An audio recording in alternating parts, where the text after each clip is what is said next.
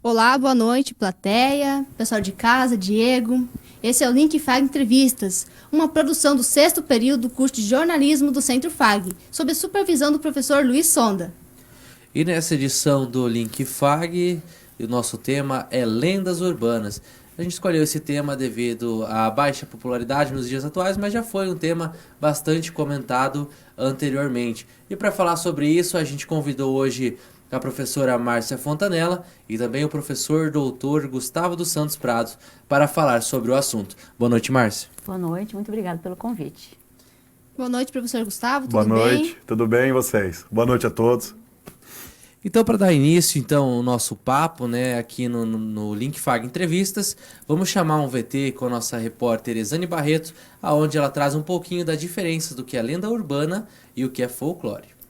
Mula sem cabeça, saci pererê, curupira, boto cor-de-rosa, lobisomem. Já ouviu falar sobre eles? São personagens do folclore brasileiro, lendas que habitam o imaginário dos diferentes povos de diversas regiões. Muita gente confunde o folclore com as lendas urbanas, aquelas que a gente conhece principalmente em época de colégio. Quem aí nunca ouviu sobre a loira do banheiro?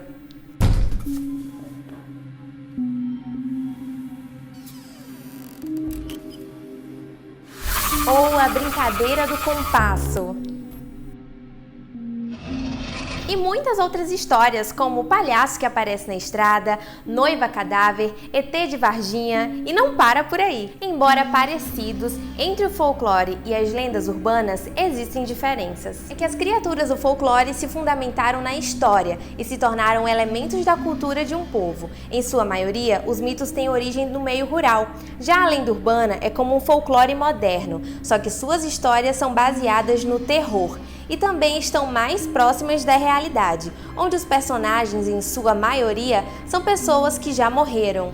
A verdade é que basta uma história bem contada para dar asas à imaginação dos ouvintes, que depois vão contar para outras pessoas até surgir uma nova lenda. E você, tem alguma história assustadora para contar?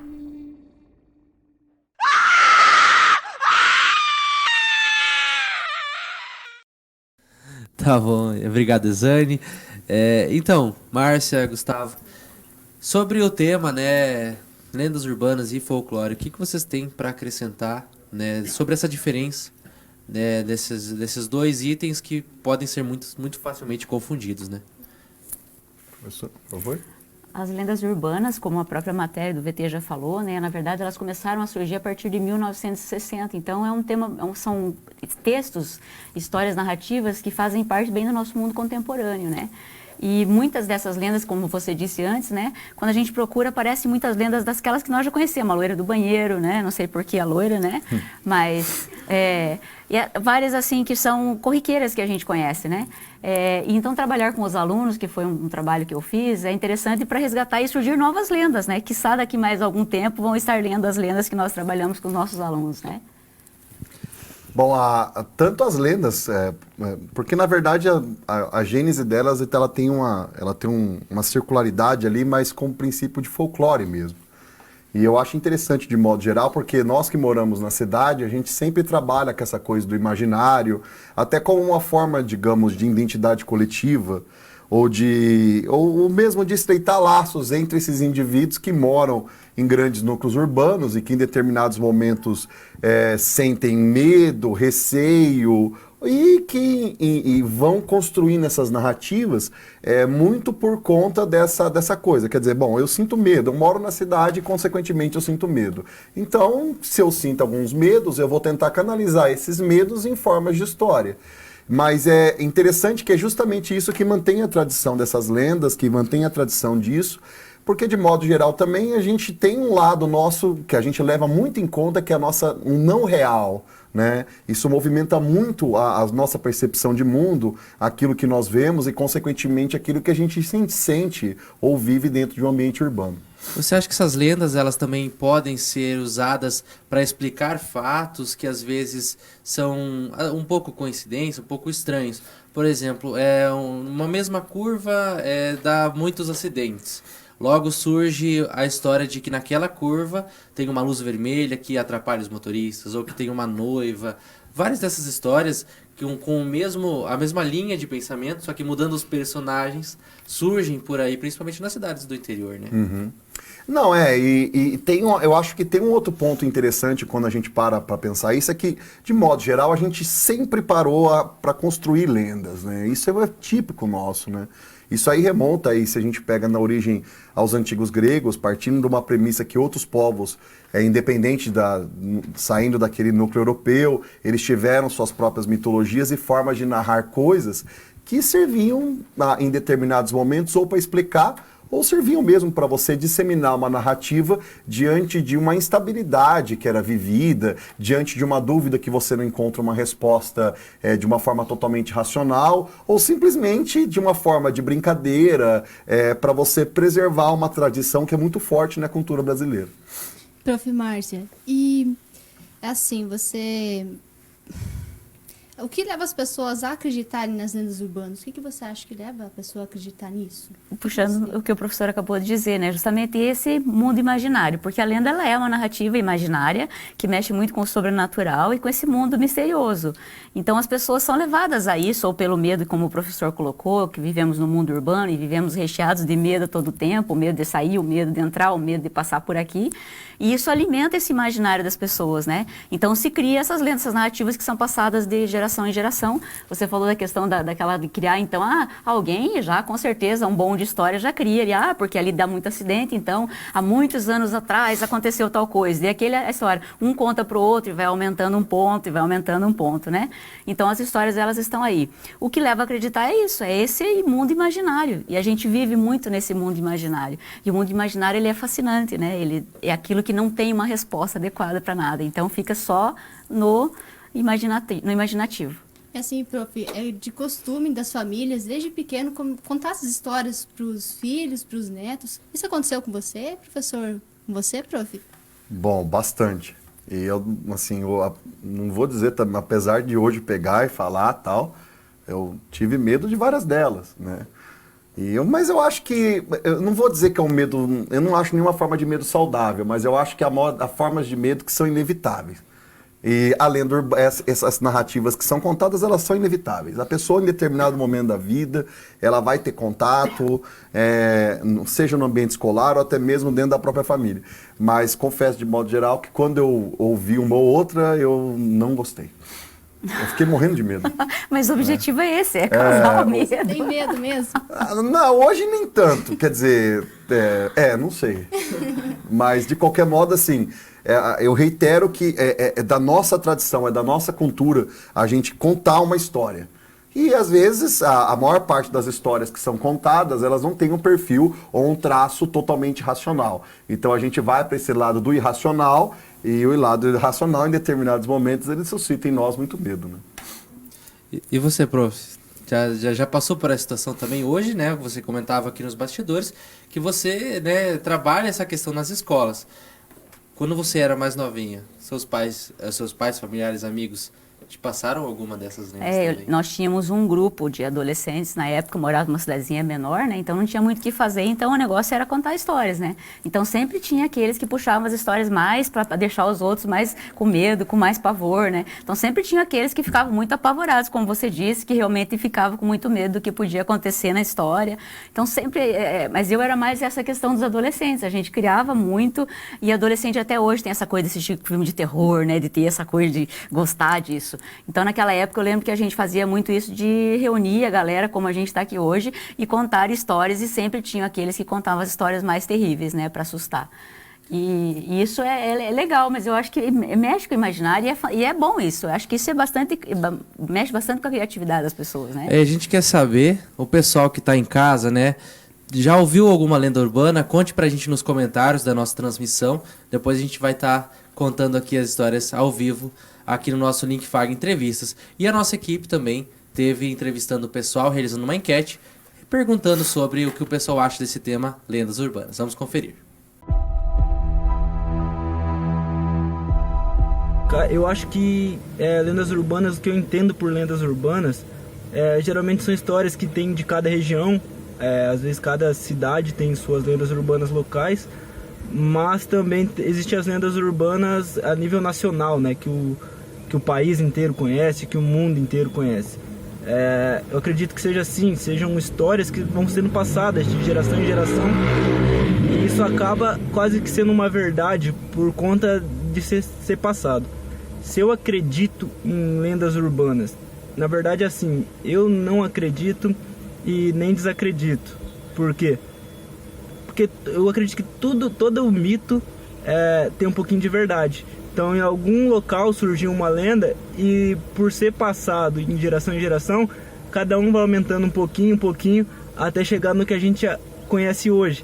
Então, sinceramente, eu não acredito, mas eu também não desacredito dessas lendas aí, não. Marcelo, você acredita em lendas urbanas? Sim. Por quê? Elas derivam de alguma coisa, elas não vêm do nada. Alguma coisa aconteceu para elas surgirem. Então elas não vêm da imaginação de alguém. Penso eu que seja assim. Alguma coisa aconteceu para elas surgirem, não da imaginação de alguém. Em relação às lendas urbanas, eu não acredito. O porquê? Isso já foge dos princípios da minha religião. Nada contra quem acredita, quem crê em lendas urbanas, mas para mim não, eu não acredito nisso. Minha opinião sobre lendas urbanas e o sobrenatural é de que sim, existe.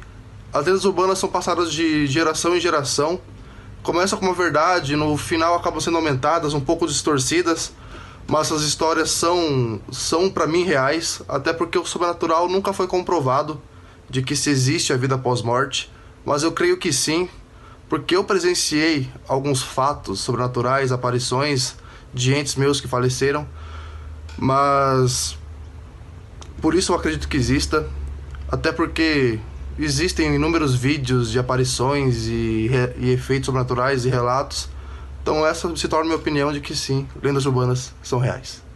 Lendas urbanas. Eu acredito sim em lendas urbanas porque é uma coisa bem origem, é uma coisa que já vem contadas de muitos e muitos tempos. Então eu acredito que sim, seja verdadeira. E também já meus avós, minha mãe contavam muito sobre essas coisas, então aí é que aumentou mesmo a possibilidade de ser verdade, então eu acredito nessas coisas. Então a gente assistiu aí e ouviu a opinião da galera, se eles acreditam ou não em lenda urbana. Então vamos aproveitar agora para mandar um abraço pro pessoal aí de casa que está nos acompanhando, em especial pro Simas, que está comentando aqui na nossa live, que está acompanhando o programa. Muito obrigado. Também o Celso Becker, ele comentou aí, né, que a história da loira é verdade. A história da loira que ele se refere, então, é a história aí que eu comentei, né, da curva, onde a loira aparece e causa os acidentes. Então, um abraço pro Celso, que é lá da minha cidade, lá de Serranópolis do Iguaçu. Vamos agora, então, chamar um intervalo. Daqui a pouquinho a gente volta com mais histórias aí sobre lendas urbanas, né, com a professora Márcia e também o professor Gustavo, nossos convidados de hoje. Daqui a pouquinho a gente está de volta e falando mais sobre isso e também conversando um pouquinho com a plateia.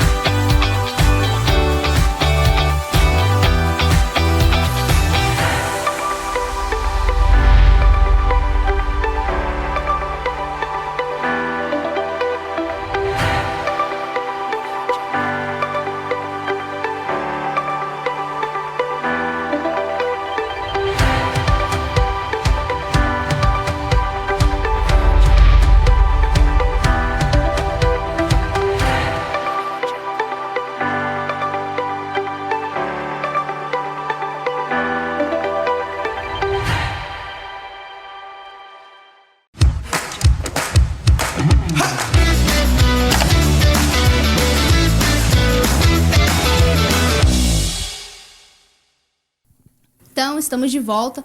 E agora eu vou perguntar para o professor Gustavo. Professor, qual que é a participação das lendas urbanas nos filmes de terror? Um exemplo, a Annabelle. O filme de terror ele já tem uma potência muito maior, né? Primeiro que a gente está falando no mercado da indústria cultural que emprega, além do emprego direto, ele movimenta bilhões de dólares por ano, né?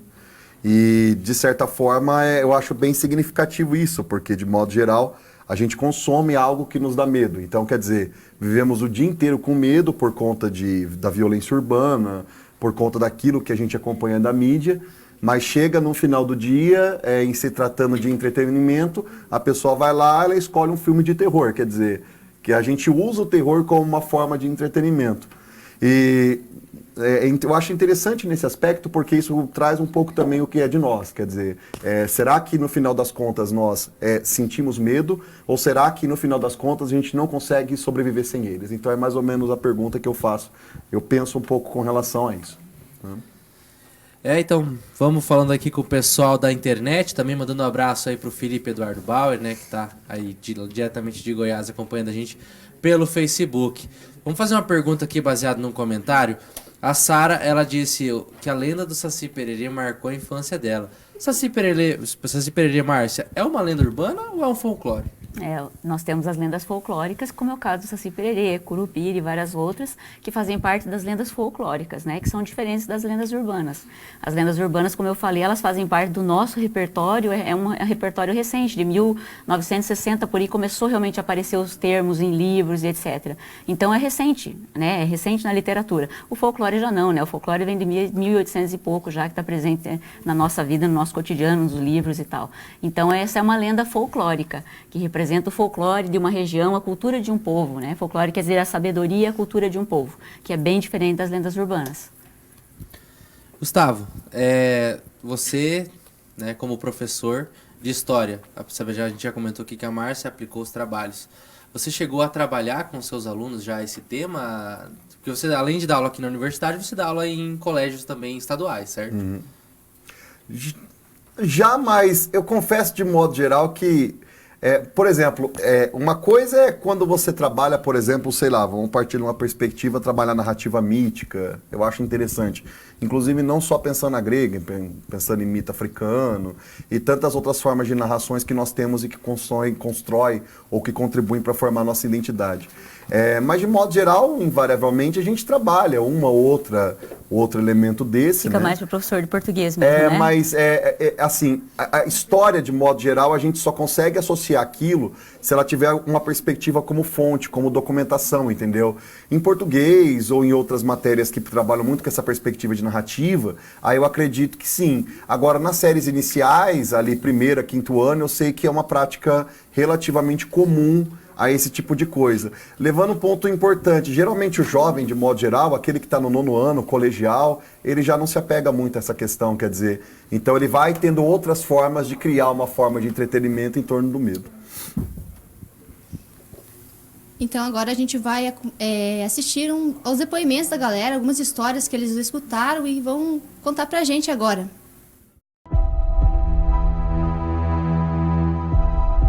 A Pedra do Guindarte, ela está localizada na frente da cidade de Macapá, dentro do rio Amazonas, próximo ao Trapiche Elias Levi e ao norte da fortaleza de São José.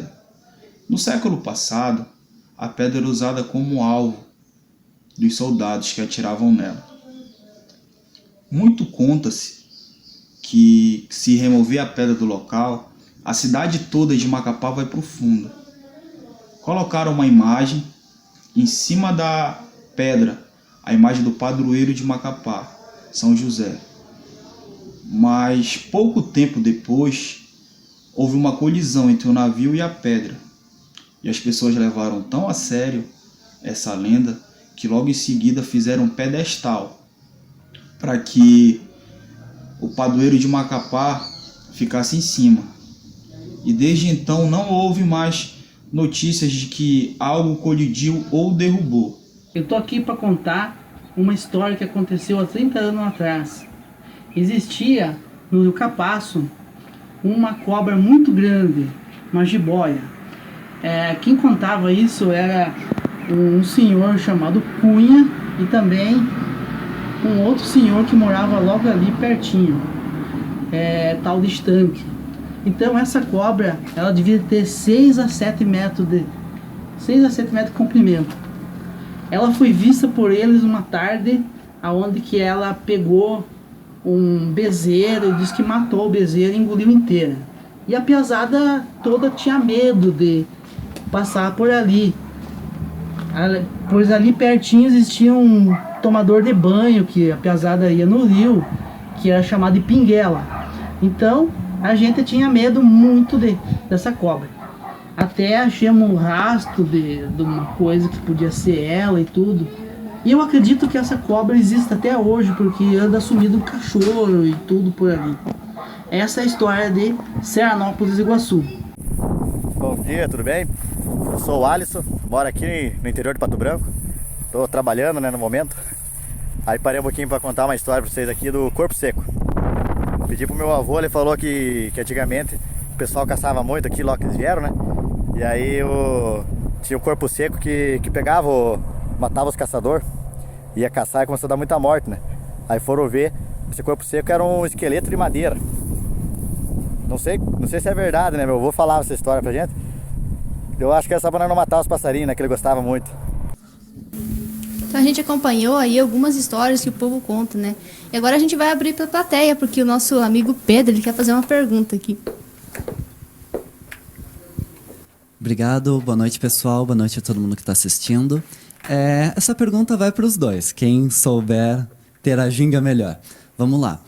Falando da produção cinematográfica que foi comentado e tudo mais, vocês acreditam que quando não tem uma lenda, melhor dizendo, sobre tal assunto, e existe algum filme ou algo criado desse gênero, essa lenda pode ser aflorada? Como é que funciona? Vocês acreditam nisso? Eu acho que há um potencial, entendeu? Então ainda mais quando esse tipo de lenda, ele cai numa narrativa de ficção, entrando ali dentro do campo do terror, aí nesse caso ela passa a ter uma amplitude muito maior, né? É só a gente parar para pensar, por exemplo, que há 10, 12 anos atrás ninguém falava da história de zumbi. Quer dizer, olha o tanto que se produz hoje de filme, série, retratando a questão do zumbi, que de certa forma consegue ter uma repercussão enorme dentro da mídia. Então ela é sempre alimentada, né? Ela vai sempre sendo alimentada nesse sentido, a partir do momento que ela se torna uma narrativa dentro da indústria cinematográfica. Temos mais alguma pergunta da plateia? Vamos lá, Rafaela? Oi, boa noite. Quem souber me responder também, por favor. Queria perguntar sobre esse discurso de ameaça. Se vocês não acreditam que talvez essas histórias, essas lendas não fossem criadas para gerar, assim, um amedrontamento e, assim, evitar alguma ação, e se isso tem alguma repercussão hoje na atualidade, porque antes a gente acreditava no lobisomem, hoje os medos são outros. Os medos, na verdade, eles sempre existiram. Eu não acredito, e não sei, talvez historicamente o professor seja mais apto a falar, né, se existe algum estudo nesse sentido, de que tenham sido criadas com o intuito de amedrontamento. Mas essas histórias, essas narrativas de terror, elas fazem parte do cotidiano de todos. Não é só de agora, não é uma narrativa urbana agora, mas sempre fizeram parte, né? Então não teria como afirmar que isso foi feito com o intuito para amedrontar ou até mesmo para proteger de algumas futuras ações, né? Então eu não teria esse fato histórico para contar. Eu acredito que isso faz mais parte mesmo do mundo imaginário nosso, que é muito alimentado por essas histórias e pela nossa imaginação, que são aquilo que eu falei antes, fica aquele ponto de interrogação. Há quem diga que toda lenda tem um fundo de verdade, que surgiu a partir de algum fato que alguém contou. Então, quem sabe, né? Não sei, a gente não tem isso como história para comprovação, como professor, não tem um estudo histórico. Mas eu acredito que não, eu acredito que é mais mesmo no intuito de diversão e distração mesmo. Silvio, fazer a pergunta? Minha pergunta é para a professora Márcia, você que trabalha com os alunos. Quais são as histórias que eles chegam e contam para você? De que forma eles contam isso? Quem contou para eles? E se hoje eles ainda têm aquela sensação de medo que tinha antigamente, ou hoje com a questão da internet, das mídias sociais, as pessoas acabam deixando de lado o medo e não acreditando tanto nas lendas como antes? Acreditam, e justamente pelo advento da internet, a facilidade de mandar historinhas e coisinhas pelo WhatsApp, etc., isso circula muito facilmente, né? Então, quando a gente começa a trabalhar com esse assunto, sempre tem, porque eu ouvi a história, não sei o quê, porque um dia falou não sei o quê. Então, isso é muito alimentado por eles, e justamente pela questão da internet, que tudo viraliza muito rapidamente. Né? Então, para eles, é muito fácil trabalhar esse tema com eles. Eles têm 1000 histórias para contar. Então, já que, né, tocamos nesse assunto de internet, eu gostaria de fazer uma pergunta para o professor Gustavo, né, relacionado, a gente vê muito hoje na internet a questão das fake news, né, e junto com isso vem várias histórias, assim, que são de terror de certa forma, mas que são um terror, assim, que as pessoas causam um espanto nas pessoas por serem atos de violência extrema. Você acha que isso pode se tornar... ficar marcado tanto quanto essas lendas urbanas, ou você acha que com a internet, né, tudo ficou mais assim, né, compartilhável, tudo mais, mais as pessoas têm o efeito da dúvida mais facilmente? Bom, independente se a lenda ela tem um discurso violento, há formas de você reproduzir o discurso. Então, uma coisa, por exemplo, é quando eu utilizo de uma lenda urbana para estar simplesmente contando uma história para perpetuar ou passar uma determinada tradição. A outra, quando eu me aproprio dessa cultura urbana, e aí eu começo digamos assim, colocar em detalhes o ato violento. De modo geral, se a gente para pensar isso dentro de uma ótica de redes sociais, aí isso é fato constatado. Quer dizer, nós vivemos uma sociedade mais violenta e, de certa forma, aquilo que a gente verbaliza nas redes é porque está na sociedade. Não existe uma separação entre mundo virtual e mundo real. Então, se nós vivemos um conjunto, se nós temos redes sociais violentas, é porque, de modo geral, ela representa o que a sociedade é. Isso, inclusive, em se tratando daquilo que a gente traz como medo e da forma violenta que a gente reproduz esse medo. Mas, de modo geral, a lenda urbana, ela não, apesar dela trabalhar com medo, ela tinha uma linha de medo muito tênue, né? E hoje, por N razões, né, esses discursos eles acabam ficando cada vez mais, assumindo um discurso mais violento no sentido de detalhe, coisas do tipo. Prof. Márcia, você trabalhou com seus alunos bimestre passado sobre lendas urbanas. Queria saber como que eles reagiram a esse assunto, como que foi essa atividade que você passou para eles? Nós acabamos buscando mesmo na internet algumas lendas, outras que eles não conheciam, fora essas que já são costumeiras. Vimos que tem algumas lendas que permeiam aí a cidade de Cascavel, lendas envolvendo universitários nas universidades, reitorias. E aí eu desafiei eles a criarem as lendas deles. Então eles acabaram criando lenda envolvendo até os próprios colegas, com situações na escola, com situação de indo para casa. Eles criaram lendas assim, mas esse foi o desafio mesmo, que eles criassem algo mais próximos deles para brincar mesmo com essa questão do medo, e algumas até saíram um pouco de medo, um pouco meio engraçadas, porque eles colocaram um pouco de humor junto, mas foi um trabalho bem legal, foi bem interessante. Queria pedir para a produção colocar aqui o print na tela sobre uma lenda que você criou para eles, para exatamente incentivar eles a produzir. Prof, conta pra gente. Eu na verdade não criei não seria uma lenda urbana e muito menos de terror, na verdade foi uma lenda romântica. Eu criei a lenda do surgimento do Lago de Cascavel. E tive essa ideia de criar primeiro porque a nossa cidade, o lago, é um dos cartões postais da nossa cidade, e para mostrar que eles poderiam criar uma história, né, em cima de algum tema que eles escolhessem. E aí eu acabei, essa lenda acabou, postei no meu Facebook, acabou indo parar no jornal, e aí um monte de gente leu, um monte de gente gostou, e um monte de gente se apaixonou, porque é uma história de amor entre Pietro e Maria, que vieram da Itália, e aí teve uma história romântica até surgiu o Lago de Cascavel. Então eu mostrei para eles que poderia criar uma história em cima de um tema. Como eu disse, a minha foi uma questão mais romântica, né? E aí acabou, as pessoas gostaram por envolver o nosso lago municipal, o pôr do sol na nossa cidade, que é maravilhoso. E aí a lenda que eu criei foi essa.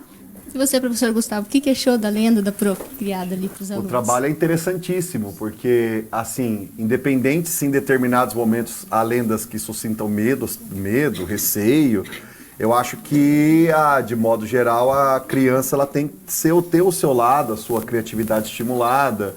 Ela tem que, de certa forma, saber, inclusive, entrar em determinados momentos com choque, com atrito, né? Então, eu achei o trabalho muito interessante, muito bacana. Gustavo, a criatividade ela é presente, né, na sua vida, na sua carreira. Você escreveu aí já 2 livros. O que mais te cativa nessa questão de história da literatura? Você é um apaixonado pela música, né, isso a gente já sabe, Mas agora, essas questões de histórias mais, assim, literárias, mais contos com começo, meio e fim, assim, o que mais te apaixona, assim, na literatura? Eu acho que a gente tem que ler aquilo que nos instiga, sabe? Aquilo que nos atrai. De modo geral, toda leitura ela é provocativa.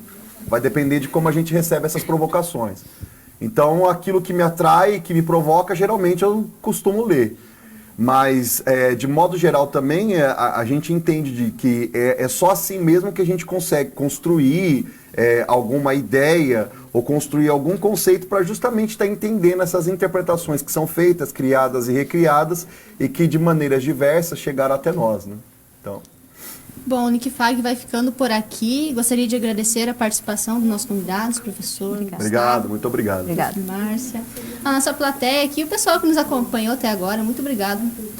É isso aí, então eu gostaria também de agradecer o pessoal que está em casa, que nos acompanhou pelo Facebook, agradecer a plateia, né, que está todas as segundas-feiras aí, deixar o convite para a semana que vem. Na segunda-feira teremos aí nossos colegas apresentando o Linkfag Entrevistas. Agradecer ao professor Gustavo, a professora Márcia, por trazer essas experiências e também a todos os nossos entrevistados que deixaram aí uma historinha, algum conto, né, e deixaram o programa, né, mais divertido, mais completo. E ficamos por aqui. Na semana que vem a gente volta. Eu.